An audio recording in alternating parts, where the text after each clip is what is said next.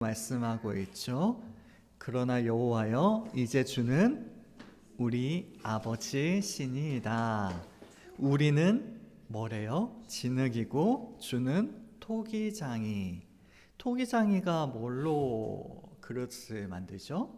진흙으로. 하나님께서 우리를 이렇게 어루만지시어 그릇으로 만드신 분이시다. 다시 말해 우리를 창조하신 분이 누구이시다? 하나님이시다라고 말씀하고 있습니다. 우리는 다 주의 손으로 지은 것이니이다 라는 고백을 하고 있는 것이죠. 하나님께서 우리를 창조하셨고, 우리를 창조하셨기에 우리는 하나님께서 지으신 것이다 라고 고백하고 있는 것입니다. 근데 놀랍게도 우리를 창조하신 그 하나님이 우리의 무엇이시라고요? 아버지이시다. 세상을 말씀으로 창조하신 그 하나님께서 바로 우리의 아버지이시다라고 고백하고 있는 것이죠. 그게 어쨌는데요? 세상을 창조하신 그분이 우리의 아버지시라는 게 세상을 창조하셨다는 건, 그리고 우리를 창조하셨다는 건 그만한 능력이 있으신 분이시다. 다시 말해 하나님께 하지 못할 일은 아무것도 없고, 그 이야기는 하나님께서 우리를 언제든지 도와주실 수 있는 능력이 있으시다. 근데 그분이 우리의 아버지이시다. 우리를 지으셨다는 건 우리의 모든 것들을 알고 계신다. 우리의 마음이 어떠한지, 우리의 어려움이 어떠한지, 심지어는 우리의 성격이 어떠하고 우리의 생각이 어떠하고 그 모든 것들을 아신다. 아시는 그분께서 우리의 아버지이시다라고 말씀하고 있는 겁니다. 아버지가 어쨌는데요? 아시죠? 우리 부모님들은 자녀들에게 모든 것들을 다 해주고 싶은 게 바로 아버지의 마음, 부모님의 마음입니다. 다시 말해 하나님께서 우리의 아버지시라는 것은 그토록 힘있고 능력이 있으며 우리를 아시고 우리를 사랑하시는 그분께서 우리의 아버지이시다라고 고백하고 있는 것입니다. 어버이 주일을 맞이하여 이것이 바로 우리의 고백이 될 수 있길 원해요. 주는 우리 아버지시니이다 라는 고백이 바로 우리의 고백이 될 수 있길 원합니다. 왜 이런 고백을 하고 있을까요? 이스라엘 백성들은 이 상황이 어떠한 상황이냐 하면요, 이제 징계를 받아서. 징계는 왜 받았을까요? 죄를 지어서요. 죄를 왜 짓는데요? 하나님보다 더 사랑하는 것들이 있어서. 하나님보다 더 마음 쏟는 것들, 우리의 마음을 빼앗는 것들, 그것들을 쫓아가다가 결국에 하나님을 저버리게 된 것이죠. 그래서 징계를 받은 상황이 있습니다. 그 징계는 결국 무엇이 되었나요? 회복의 기회가 된 거예요. 그 징계 속에서 드디어 하나님은 우리의 아버지이시다라고 고백하고 있는 겁니다. 그 말씀이 우리의 말씀이 되고 또한 우리 가족의 말씀이 될 수 있길 원해요. 다른 건 몰라도 주는 우리 아버지이시니다. 이것만 기억하시면 될 것 같습니다. 우리는 인생을 살아가며 수많은 짐을 짊어지고 살아갑니다. 삶의 무게, 책임의 무게, 관계의 무게, 고난의 무게. 그런데 그 어떠한 짐보다도 무겁고 동시에 가장 조용한, 고요한 짐이 있습니다. 뭘까요? 가장 무겁고 가장 조용한 짐. 그건 바로 부모님들의 짊어지는 짐입니다. 부모가 되는 그 순간에 지게 되는 짐이 바로 그러한 짐이에요. 부모는 자식이 태어난 날부터 하루도 짐을 내려놓지 못합니다. 밤잠을 설쳐가며 젖병을 들기도 하고, 아이가 자라나면 자라난 만큼이나 더 커지는 걱정에 밤잠을 이루지 못하기도 합니다. 학교에 들어가면 성적 걱정에 친구 관계 걱정, 혹여나 뭔가 마음이 다칠까 염려하며 자식의 삶을 따라, 이상하죠? 자기의 삶이 아니라 자식의 삶에 따라 웃기도 하고 울기도 합니다. 내 삶은 별로 막 그렇게 기쁘지도 슬프지도 않은데 자녀의 삶에 울고 웃는 것이 바로 부모님의 삶인 것입니다. 그러면 결혼하고 나면 이제 좀 나아질까요? 하지만 그렇지 않습니다. 부모의 걱정은 거기에서 끝나지 않습니다. 자식이 자녀를 낳아도 부모는 여전히 그 위에 이제 손자, 손녀의 짐까지 얹어 놓습니다. 부모의 짐은 한 번도 가벼워진 적이 없는 것입니다. 더 마음이 아픈 것은 그 짐이 가장 조용한 짐이라는 거예요. 다시 말해, 그 무거운 짐을 지고도 부모님들은 아무런 말도 하지 않는다라는 겁니다. 오히려 자식이 힘들어하면 먼저 등을 토닥이며 내가 대신 짊어질게 라고 말하고, 자식이 잘 되면 누구 덕분이에요? 부모님 덕분인데 이상하게 한 걸음 뒤로 물러서서 야, 너가 잘해서 잘 된 거야 라고 자기 자신을 숨깁니다. 심지어 자식이 부모님 자신을 외면하고 또한 마음을 다치게 해도 부모는 아무런 말도 하지 않습니다. 말 대신 그저 조용히 속을 끓이고 눈을 감고 기도하며 그 모든 짐들을 끌어안을 뿐인 것이죠. 한국 기독교 선교 100주년 기념교회에서 심우하셨던 이재철 목사님께서 이런 설교를 하신 적이 있습니다. 특별한 경우를 제외하고는 이 세상에 태어난 인간은 대부분 눈물 없는 어린 시절을 지냅니다. 부모가 자식을 위해 대신 눈물겨운 인생을 살아주기 때문입니다. 한 번만 더요. 특별한 경우를 제외하고는 이 세상에 태어난 인간은 대부분 눈물 없는 어린 시절을 지냅니다. 부모가 자식을 위해 대신 눈물겨운 인생을 살아주기 때문입니다. 이상하네요. 우리 애들 맨날 우는데. 여기서 말하는 눈물은 그런 눈물이 아니죠. 아무런 걱정 없이 살아갈 수 있는 이유는, 아이들이 그렇게 해맑게 또한 무거운 짐을 짊어지지 않고 살아갈 수 있는 이유는 바로 부모가 자식을 위해 대신 눈물겨운 인생을 살아주기 때문이라는 것입니다. 그렇습니다. 아이들이 자라면서 웃음으로 가득한 시절을 지낼 수 있는 이유는 부모가 대신 울어주기 때문입니다. 자식이 넘어지기 전에 부모가 미리 엎드려서 받아줍니다. 자식이 아프기 전에 부모가 먼저 아픕니다. 자식이 울기 전에 부모가 먼저 밤을 새 눈물을 삼켜냅니다. 아이들이 걱정 없이 행복한 시간들을 보낼 수 있는 것은요, 아이들이 평탄한 인생을 살고 있기 때문이 아니라 부모님들이 대신 울어주기 때문에, 부모님들이 대신 그 짐을 짊어져 주시기 때문인 것입니다. 하지만 안타까운 것은요, 그조차도 어린 시절에 한정된다는 것입니다. 어린 시절이 끝나면 죽을 때까지 눈물겨운 하루하루를 살아가게 됩니다.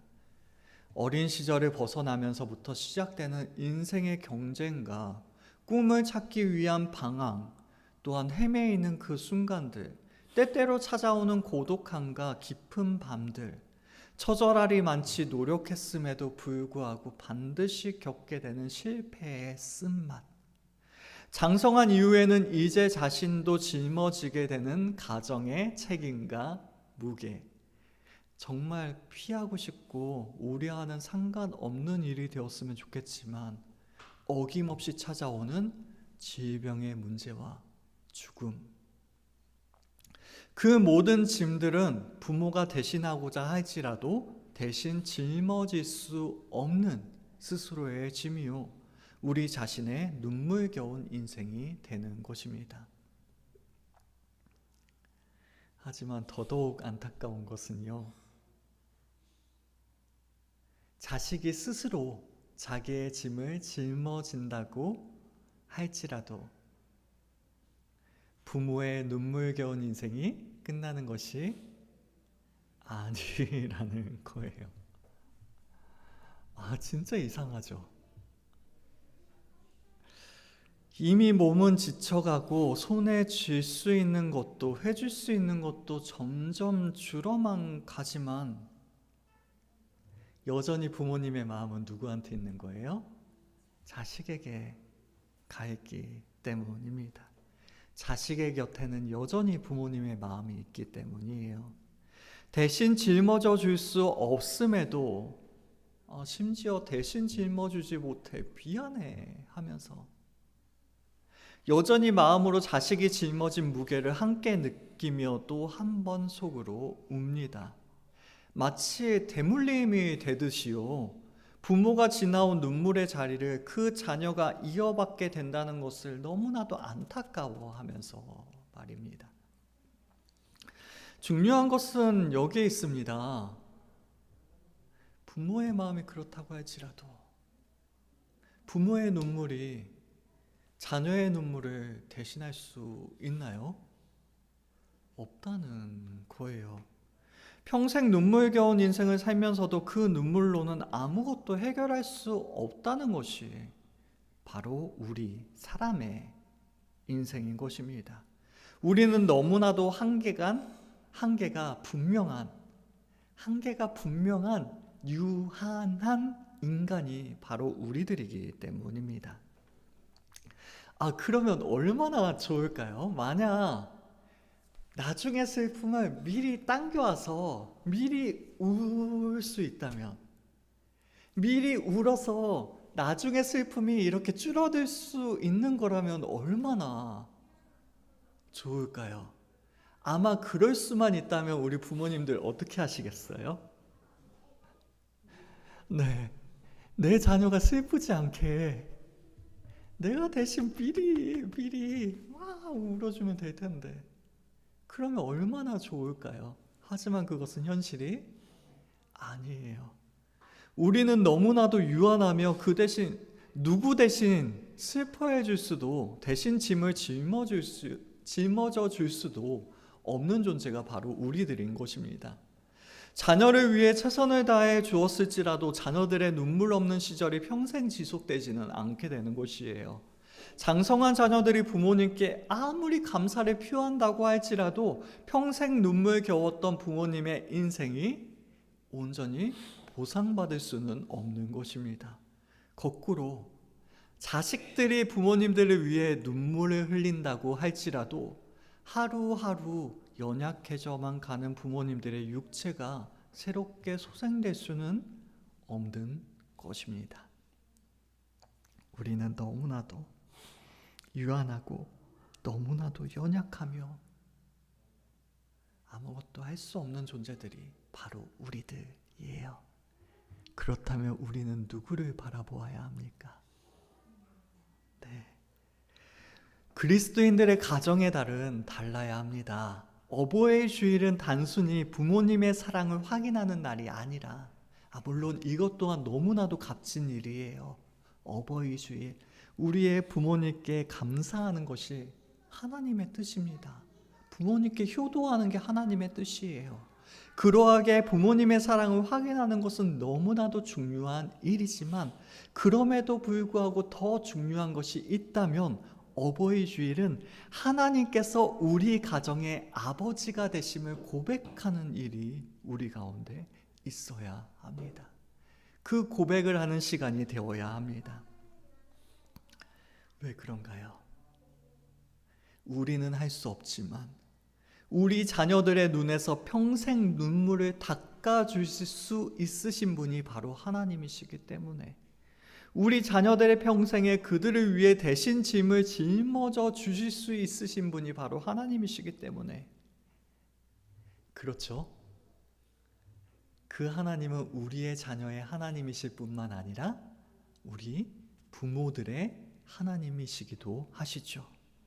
부모님들이 평생 흘린 눈물을 닦아주실 수 있으신 하나님, 우리의 코끝에서 호흡이 멎는 순간 우리를 영원히 품어주실 그 하나님, 그 하나님께서 우리 가정의 아버지가 되신다는 사실을 기억하고 또한 함께 확인하며 함께 고백하는 시간이 되어야 하는 것입니다. 네, 이게 설교 다예요. 네, 그 이야기를 계속 할 거예요. 하나님께서 우리의 아버지가 되신다. 우리는 부모로서 자녀에게 해줄 수 없는 일까지도 해줄 수 있는 그 하나님께서 우리의 아버지가 되신다. 더욱이 우리의 자녀의 아버지가 되실 뿐만 아니라 우리 부모의 하나님도, 부모의 아버지도 되신다. 그 사실을 우리는 끊임없이 고백해야 하는 것입니다. 오늘 본문의 이스라엘 백성들 또한 하나님을 자신의 아버지로 고백하고 있습니다. 이사야 64장 8절의 말씀이에요. 그러나 여호와여, 이제 주는 우리 아버지이시니이다. 우리는 진흙이요 주는 통일장이시니 우리는 다 주의 손으로 지으신 것이니이다. 하나님께서 이스라엘 자손의 아버지시라는 고백은 하나님께서 자신들을 존재하게 하신 장본인이 되신다라고 고백하는 것과 같은 일이었습니다. 다시 말해 이스라엘 자손이 한 민족으로 성장하여 여기까지 오게 된 이유가 다 하나님의, 그냥 하나님이 아니라 아버지, 하나님의 아버지로서의 사랑과 돌보심이 있었기 때문이라는 고백인 것입니다. 실제로 그러하였습니다. 애굽에서 노예로 살아가던 그들에게 자유와 해방의 약속을 주시고 그들을 건져내셨습니다. 그들로 젖과 꿀이 흐르는 가나안 땅에 대한 소망과 약속을 주시고, 약속만 주신 것이 아니라 실제로 그 땅을 영원한 기업으로 상속하게 하셨습니다. 그리하여 하나님을 섬기는 제사장 나라로 이끌어 주시는 분이 바로 하나님이셨던 것입니다. 네, 출애굽, 가나안, 그리고 제사장 나라로 삼아 주신 것이죠. 누구한테요? 네, 이스라엘 백성들한테. 맞나요? 이스라엘 백성들한테? 예전에 한 청년이 그런 이야기를 한 적이 있어요. 저한테 한 이야기는 아니고 한 장로님께 그러한 이야기를 한 걸 그 장로님이 저한테 다시 이야기해 주신 거거든요. 그때 그 청년이 어떤 청년부 목사님의 설교를 듣고 나서 너무 화가 나서 장로님한테 하소연을 했다고 합니다. 그 목사님은 아브라함에 대해서 설교를 했다고 해요. 아마도 아브라함의 믿음에 대해서 설교를 했겠죠. 그랬더니 그 청년은 너무나도 화가 나서 장로님께 하소연을 하기 시작했다고 합니다. 그래서 어쩌라고요? 아브라함이 그랬는데 그래서 어쩌라고요? 맞나요? 너무 중요한 이야기를 했죠. 성경에는 수많은 이야기들이 나옵니다. 지금의 시대와는 맞지 않는 옛날 시대 이야기를 하고 있어요.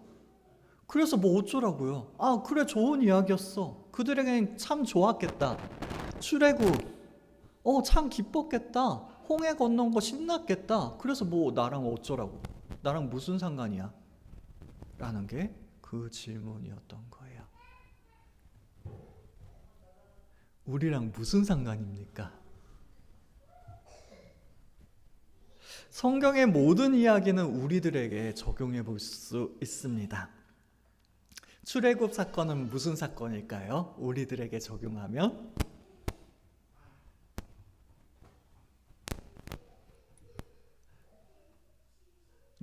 우리의 구원의 사건입니다. 애굽에서 노예로 살아가던 이스라엘에게 자유와 해방을 주신 것은 죄와 사단의 노예로 살아가던 우리들에게 예수 그리스도의 십자가로 자유와 해방을 주신 사건입니다.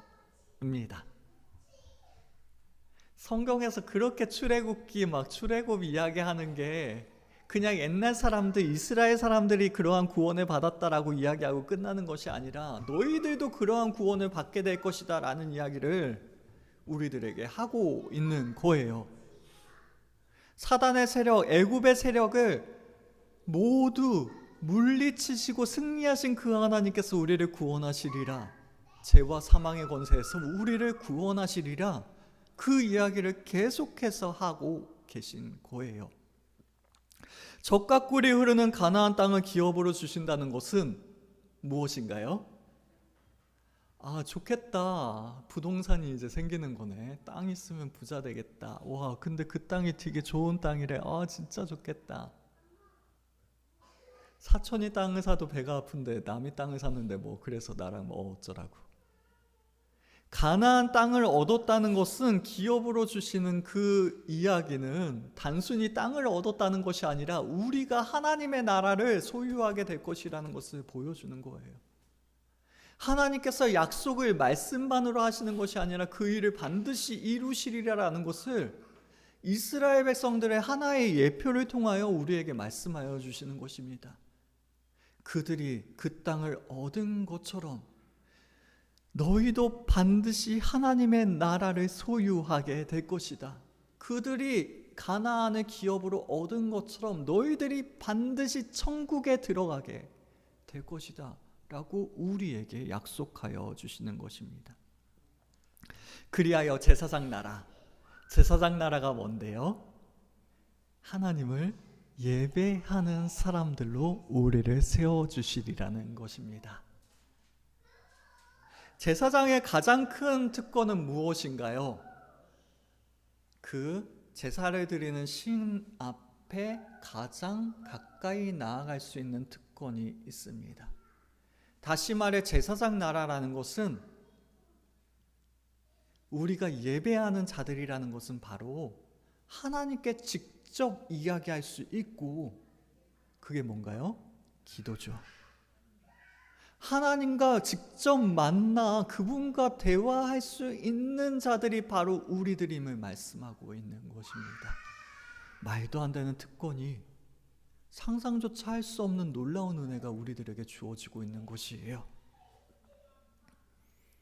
그러하게 이스라엘 백성들이 출애굽을 했고 가나안 땅을 얻었고 제사장 나라가 됐고, 그게 우리랑 상관없는 이야기가 아니라 우리들에게 주어질 축복이 어떠한 것인지 그 사람들을 통하여 미리 이야기해 주시는 것입니다. 그러하게 조금은 아니죠. 도약이 조금 많이 된 이야기긴 한 거거든요. 그럼에도 불구하고 출애굽을 습관적으로 나의 구원 사건이라고 적용해 보는 것도 꽤나 도움이 되는 일이 될 것이에요. 물론 신앙이 점점 자라날수록 더욱 깊은 곳으로 나아가게 될 것이지만요. 되겠지만 말입니다. 또 되게 어려운 이야기 해가지고 지금 그렇습니다. 출애굽, 나의 구원의 사건. 홍해는요, 말 나온 김에 홍해 건넌 사건은 뭘까요? 물에 들어갔다 나오죠. 그게 뭔데요? 세례요. 네, 사도 바울은 그렇게 해석합니다. 물에 들어갔다 나오면, 그게 뭔데요? 이전에는 노예로 살았지만 이제 물에 들어갔다 나옴으로 새로운 삶을, 다시 말해 하나님을 섬기는 사람들로, 죄의 노예였던 사람이 세례를 통하여 하나님을 섬기는 사람들로 변화되는 그 예표가 세례입니다. 그래서 홍해 세례라고 이어서 그냥 외우셔도 많은 도움이 되실 거예요. 물론 이거보다 어마어마하게 풍성한 의미들이 있습니다. 그럼에도 불구하고 우리가 연약하기 때문에 시작하는 단계에선 이렇게 이단들이 하는 건데요, 짝짓는 거. 그런 의미로 짝지으라는 것이 아니라 네, 그렇게 우리에게 적용해 본다면 큰 유익이 되는 거예요. 따라서 과거를 회상하는 것은 이스라엘 백성들에겐 큰 의미가 있었습니다. 과거의 조상들에게 좋았겠거니 좋은 일이 있었구나가 아니라 그 일이 우리에게도 이루어지기를 소망할 수 있고 또한 그 일들을 바라볼 수 있었기 때문입니다. 이스라엘 사람들에게는 자신들이 아브라함의 자손이라는 사실이 자랑거리가 될 수밖에 없는 것이 바로 여기에 있었던 거예요. 마치 토기장이가 진흙을 이겨 그릇을 만드는 것과 같이 세상을 창조하신 하나님께서 택하신 사람들이 바로 자신들이라는 증거가 아브라함의 후손이라는 것을 통하여 소유하게 된다고 생각하였던 것입니다. 하나님께서도 그러하셨습니다. 하나님께서는 스스로 자원하시어, 스스로 자원했다는 게 뭐예요?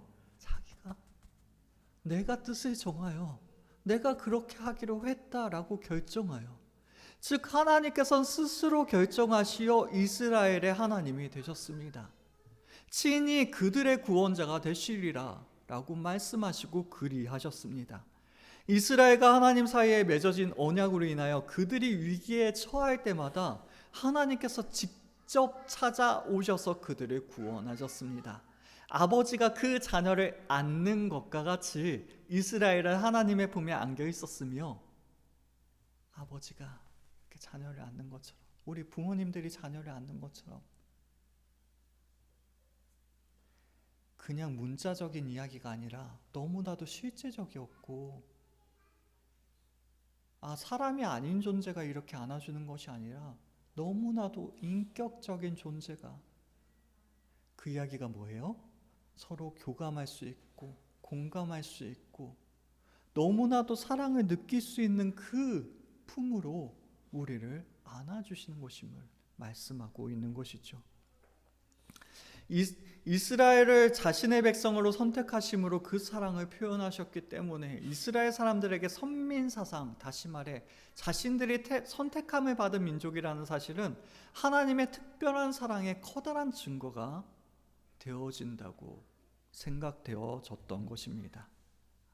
다시 말해 아브라함의 후손이라는 게 중요한 거예요? 하나님께 선택받았다는 게 중요한 거예요?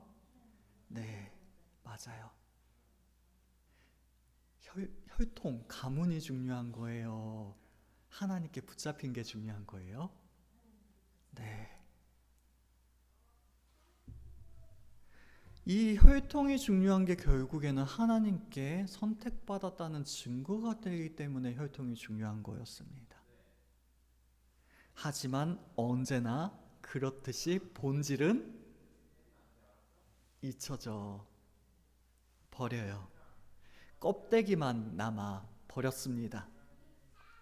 하나님은 사라져 버리고 아브라함의 후손이라는 혈통적인 자부심만이 남게 되었습니다. 하나님이 사라지면 이 혈통적인 유익이 중요한 거예요? 안 중요한 거예요? 네, 가치가 없고 중요하지도 않아요. 그런데 그들은 이 혈통적인 것만 여전히 붙들고 있었던 겁니다. 우리랑 비슷하죠. 예배가 왜 중요한 겁니까? 이 자리가 하나님을 만나는 자리이기 때문입니다. 근데 단지 우리는 예배 드리는 것 그 자체가 복 받는 것처럼 생각하는 경우가 너무나도 많아요. 주일 성수 마땅히 강조되어야 합니다. 하지만 그 본질, 하나님을 잃어버리고 단지 형식적으로만 강조되어지는 것은 아무런 의미가 없어요. 그들은 입술로는 하나님을 이야기하지만 마음으로는 하나님을 떠나 있었습니다. 하나님보다 더 사랑하는 세상의 가치들을 쫓았고 유일한 왕이신 하나님을 수도 없이 배반 반역하여 세상의 왕들을, 심지어는 우상을 섬기며 하나님을 떠나갔습니다. 참으로 놀라운 것은요, 백성들의 수많은 반역에도 불구하고 백성들이 하나님을 찾기만 하면 언제든지 하나님께서 찾아오셨다는 거예요. 하나님께서는 신실하고 변함없는 사랑과 인도하심을 자신의 백성들에게 베푸셨던 것입니다. 세월이 흐르고 사람은 변할지라도 변하지 않는 것은 바로 하나님의 사랑이었기 때문입니다. 한 번만 더요. 세월이 흐른다는 건 뭐예요? 세상이 변한다는 거죠. 사람은 변해요, 안 변해요? 네, 수도 없이 변하죠. 하지만 변하지 않는 것은 하나님의 사랑. 영원토록 변하지 않는 것이 바로 하나님의 사랑인 것입니다. 그 영원한 사랑으로 인하여 그들에겐 징계의 시간이 내려지게 됩니다. 사랑한다면서 왜 징계를? 왜냐하면요, 징계는 언약의 다른 측면이기도 하기 때문입니다. 언약은 무조건 좋은 것만을 칭찬하는 것이 언약이 아닙니다. 순종하면 칭찬을 받지만 불순종하여 언약의 조항대로 살지 못하면 마땅히 징계를 받는 것이 바로 언약입니다. 하나님의 사랑은 철저한 책임감을 동반하는 것입니다. 무조건 좋게만, 우리 부모님들도 마찬가지잖아요. 무조건 좋게만 말하고 나쁜 행동에 대해서 지적하지 않고 때로는 훈계하지 않는 것은 사랑이 아닙니다. 그러하게 그들에게 징계의 순간이 주어지는 거예요. 그 징계의 순간에 그들은 과거를 회상하기 시작합니다. 지금보다 좋았던 옛날을 떠올리며 어려운 현실에 대해 호소할 준비를 하고 있는 것입니다. 세월이 흘러도 변하지 않는 것이 하나님의 사랑이기에 그들이 찾기만 하면 다가오셨던 하나님의 신실하고 변함없는 사랑과 인도하심이 다시 한번 자기들에게 주어지기를 간구하기 시작한 것이에요. 과거를 기억하는 것 굉장히 중요합니다. 모세는 백성들에게 하나님께서 그들에게 베푸신 구원의 은혜를 자손 대대로 기념하고 감사하라고 했습니다. 왜냐하면 감사는 기억하는 데서부터 시작되기 때문입니다. 하나님께서 나에게 어떠한 일들을 행하셨는지를 기억하는 데서부터 감사가 시작되기 때문입니다. 하나님께 무엇을 구하기 전에 먼저 하나님이 과거에 베풀어 주셨던 은혜를 기억하고 감사하는 것은 어찌 보면 당연한 일이 되어지는 것입니다. 그리고 우리에게 감사가 점차 줄어가고 있는 것은 왜 그런가요? 하나님께서 나에게 해주신 일들을 기억하지 못하기 때문입니다. 점차 잊어가기 때문에 감사가 줄어들게 되는 것이죠. 얼마나 감사하고 차마 이야기를 못하겠네요. 정말 부끄럽고 안타깝습니다. 우리는 기억해야 합니다. 지금은 저한테 이야기한 거예요. 하나님의 원수가 되어 그분의 징계를 받으며 신음하던 백성들이 하나님께서 출애굽 때 그들의 조상들에게 베풀어 주셨던 은혜들을 기억하기 시작했어요. 그들은 기억을 더듬으며 옛적에 하나님께서 하셨던 일들을 떠올렸습니다. 그리고 외쳤습니다. 우리 조상들에게 은혜를 베풀어 주시던 그 하나님께서는 지금 어디에 계십니까? 지금 어디에 계십니까? 그들은 하나님께 자신들에게도 조상들에게 베푸신 은혜의 버금가는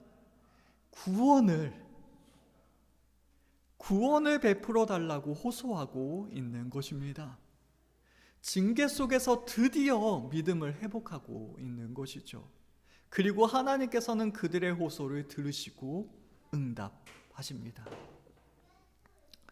이사야는 시리에 빠진 백성들에게 이러한 백성들의 외침과 또한 그 외침을 들으시는 하나님의 응답의 원리를 회복하라고, 그리하여 하나님께 매달리자고 권면하고 있는 것입니다. 과거에 베푸셨던 하나님의 은혜를 떠올리며 동일한 은혜를 내려달라고 호소하는 것은 매우 효과적인 기도 중에 하나이기 때문입니다. 어떻게 이러한 기도를 할 수 있나요? 하나님의 사랑은 변하지 않기 때문에.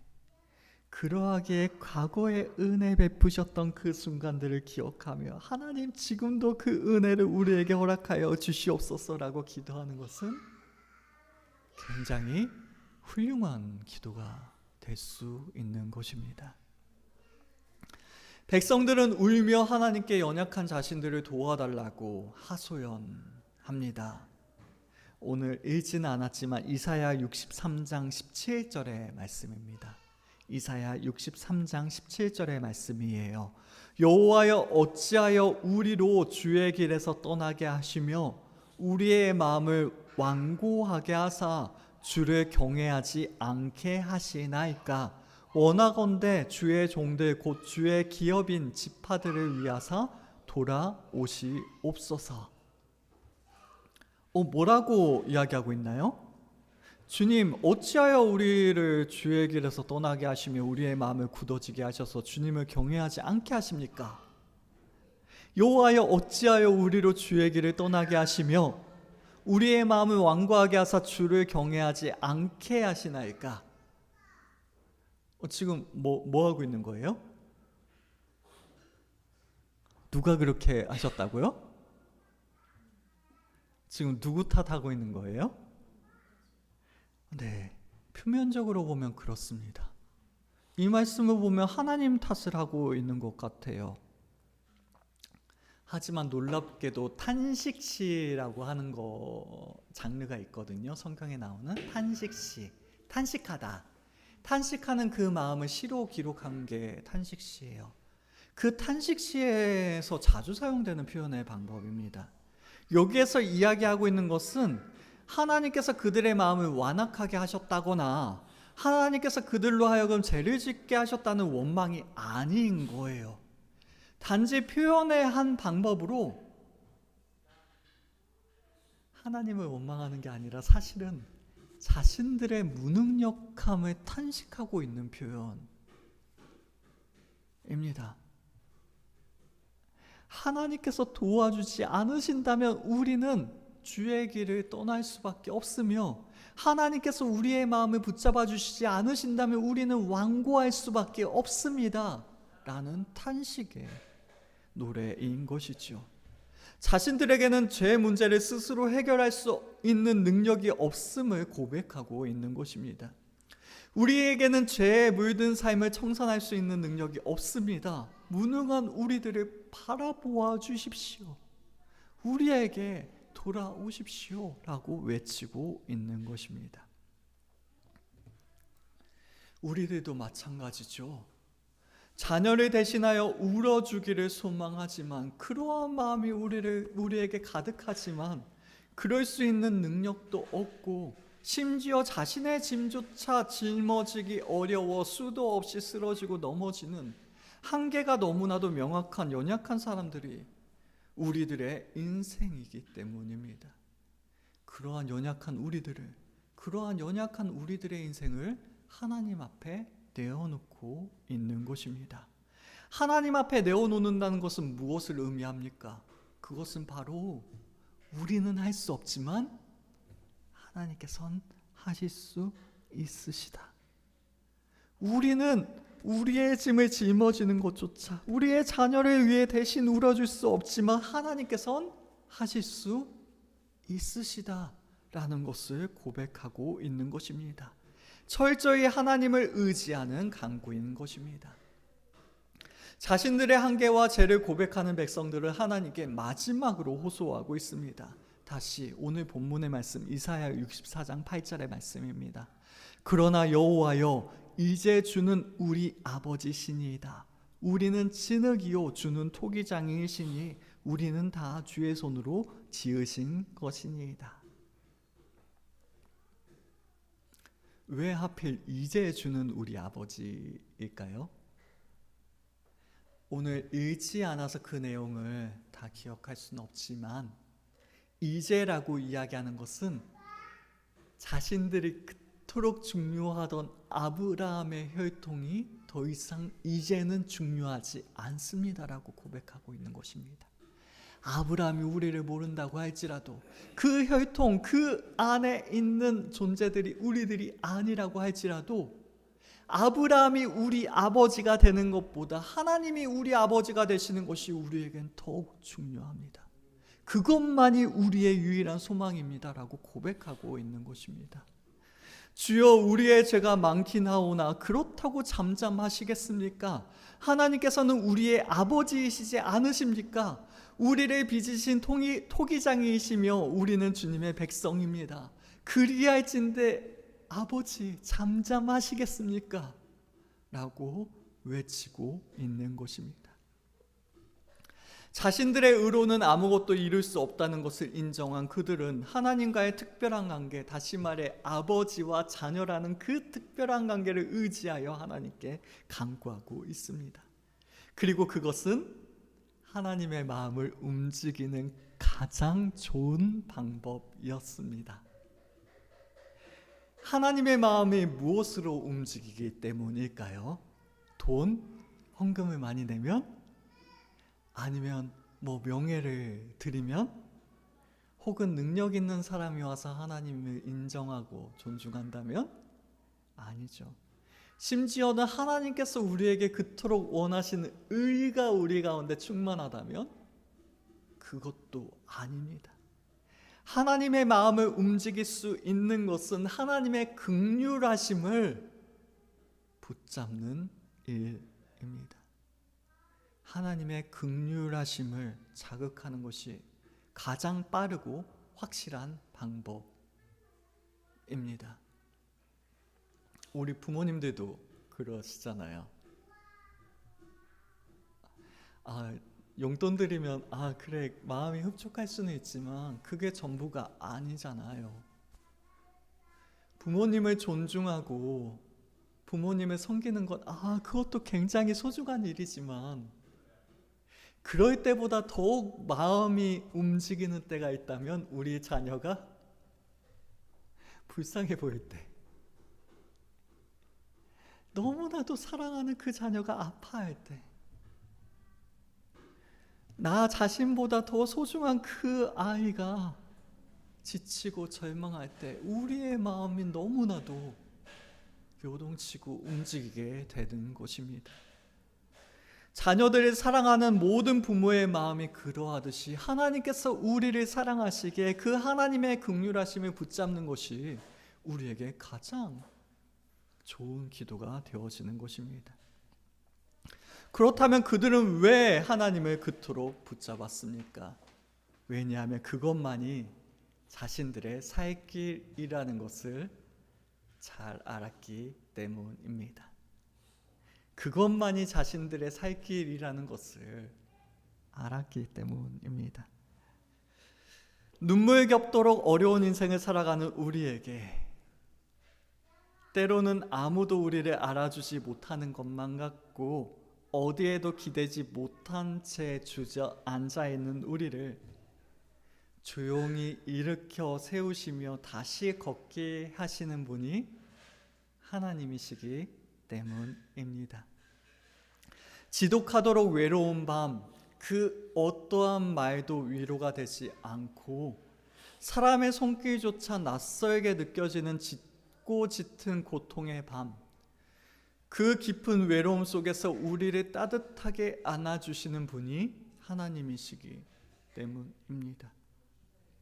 인생의 무게가 너무나도 무거워 숨조차 쉬기 힘든 그 순간, 이제는 눈물조차 나지 않을 만큼 그저 무너져 내려 있을 때, 그 무게를 함께 짊어지며 내가 너와 함께 한다, 넌 절대로 혼자가 아니다라고 말씀하시는 분이 하나님이시기 때문입니다. 요한계시록 7장 17절의 말씀입니다. 이는 보좌 가운데 계신 어린 양이 그들의 목자가 되사 생명수 샘으로 인도하시고 하나님께서 그들의 눈에서 모든 눈물을 씻어주실 것입니다. 우리의 인생을 누구보다 잘 공감하시고 우리의 마음을 누구보다 깊이 알아주시는 그 한 분, 눈물겹도록 우리를 사랑하시는 그분이 바로 하나님이신 것입니다. 사람도 환경도 심지어 나 자신조차도 기대할 수 없는 그 순간에 너무나도 무력하고 너무나도 초라하게 느껴지는 그 순간에 명확한 한계 속에서 낙심하고 절망하고 있을 때 다시 한 줄기의 빛을 비추어 주시는 분, 다시 사랑하게 하시고 다시 일어서게 하시며 다시 걸어가게 하시는 분, 눈물 없이 살아갈 수 없는 인생에서 모든 눈물을 씻어주시는 분, 그분이 바로 하나님이신 것입니다. 아무도 할 수 없는 일이죠. 근데 하나님께서는 우리 인생 가운데 이 일들을 행하여 주세요. 근데 그 하나님이 우리의 무엇이다? 우리의 아버지이시다 라고 우리에게 말씀하고 있는 것입니다. 사람은 할 수 없지만 하나님께서는 우리를 회복하시고 위로하시며 치유하실 수 있으십니다. 우리의 눈물을 닦아주실 수 있으시고요, 우리가 짊어진 그 눈물의 짐을 하나님께서는 내려놓게 하시고 대신 짊어져 주십니다. 수고하고 무거운 짐진 자들아 내게로 오라, 내가 너희를 쉬게 하리라. 괜히 하시는 이야기가 아니에요. 그 모든 일들을 하실 수 있는 그 하나님이 우리의 아버지이십니다. 우리는 어떠하십니까? 부모님들은 우리의 자녀들을 위해 얼마나 애쓰셨고 얼마나 많은 짐을 지셨습니까? 부모라는 이름으로 얼마나 고독한 순간들을 견디며 인내해 오셨습니까? 보상은 바라지도 않죠. 그저 우리의 노력이, 우리의 정성이, 우리의 마음이 조금이라도 우리의 자녀들에게 유익한 흔적을 남기기를 바라는 그 소망으로 얼마나 머나먼 인생의 여정의 길을 걸어 오셨습니까? 그럼에도 부모도 사람인지라 다 할 수 없었음에 얼마나 많은 눈물을 흘리셨습니까? 감사하게도 하나님께서는 우리 자녀들의 아버지이실 뿐만 아니라 우리 부모들의 아버지이시기도 하십니다. 주는 우리 아버지시니이다. 주는 우리 아버지시니이다. 우리는 다 할 수 없었던 그 도움을 우리를 창조하신 토기장이 하나님 아버지께서는 능히 이루실 수 있으십니다. 우리로서는 다 울어줄 수 없는 그 눈물을 영원한 사랑으로 사랑하시는 하나님 아버지께서는 그 눈물을 씻어주실 수 있으십니다. 비록 우리는 연약하고 부족하여 날마다 무너지고 넘어질지라도 우리들이 하나님을 찾기만 한다면 언제든지 우리에게 다가와 주시는 분이 바로 우리 하나님 아버지이십니다. 우리 모든 인생을 위로해 주시는 분이 바로 우리 아버지이십니다. 어버이 주일을 맞이하여 바로 그 사실을, 하나님께서 우리의 아버지가 되신다는 사실을 기억할 수 있길 원합니다. 우리 가정이 하나님을 우리 아버지로 모시고 있는지 점검할 수 있길 원해요. 주는 우리 아버지시니이다. 우리와 우리 자녀들의 눈물을 닦아 주실 수 있는 그분이, 눈물겨웠던 인생을 품어주시며 인생의 짐을 대신 짊어져 주실 수 있는 유일한 그분이, 우리를 영원히 살리기 위하여 십자가를 세우신 그 하나님이 우리의 아버지이심을 고백할 수 있길 원합니다. 그 사실을 고백할 때 어떻게 될까요? 하나님께서 우리 가정을 믿음의 가정으로 온전히 세워주실 줄 믿습니다. 그 사실을 바라보시며 주는 우리 아버지이시니이다 고백하는 우리와 우리의 자녀 또한 우리의 가정이 될 수 있기를 주님의 이름으로 축원합니다. 부모님들이 짊어지신 그 무게가 얼마나 무거운데요. 이야기가 뭔가요? 무거운 짐 저 봤으니 이제 고생 좀 해봐라인가요? 아니요. 너무 존경해요, 진짜로. 예. 우리 자녀들은 부모님의 그늘 쫓아가는 거가 가능할지조차 정말 자신이 없는 게 그만큼 커다란 인생의 여정을 걸어오신 게 바로 우리 부모님들이십니다. 그토록 수고하고 노력하셨음을 정말 감사드리고, 근데 문제는 저희 자녀들은 이렇게 말로밖에 표현할 수 없지만 하나님께서는 그 모든 일들을 더욱 깊이 알고 계신다는 거예요. 그 사실을 의지하시며 우리의 아버지가 되신 그 하나님께서 우리 부모님들의 모든 인생을 알아주시기를, 또한 그 가운데 그 모든 순간들을 가치 있는 일들로 주님께서 이루어 주시기를 위하여 기도하여 주시고, 그리함으로 말미암아 우리가 이 세상에 줄 수 없는 위로와 소망을 하나님 아버지께서 우리에게 주셨음을 기억할 수 있는 우리, 그리하여 우리가 믿는 것과 같이, 우리가 의지하는 것과 같이 우리의 자녀들도 그 하나님을 나의 아버지로 섬길 수 있는 복된 가정이 바로 우리 가정들이 될 수 있기를 위하여 이 시간 함께 기도하시겠습니다.